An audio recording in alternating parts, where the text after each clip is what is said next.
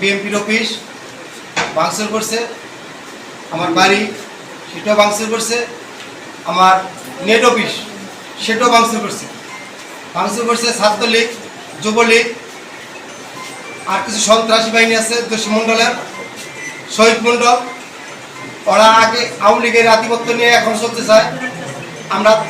আমরা আধিপত্য করতে দিই না। আমি বলছি মাদকের বিরুদ্ধে আমি লড়ি। আমি মাদক বিক্রি করতে দেই না বলে আমার বাড়িঘর আওয়ামী লীগের লোকজন আমার এই বাড়িঘর ভাঙছে, আমার অফিস ভাঙচুর করছে। আমি বিচার চাই, আমি শাস্তি চাই।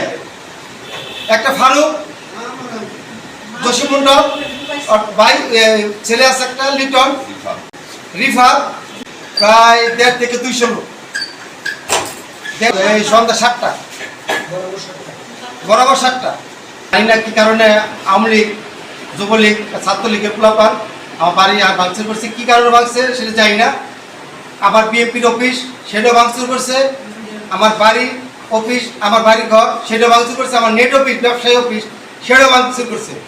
জসিম মন্ডলের পোলাপান, জসিম মন্ডলের ছেলে আছে, জসিম মন্ডলের বাইশটা আছে, ফারুক আছে একজন, তারপরে আরেকজন আছে।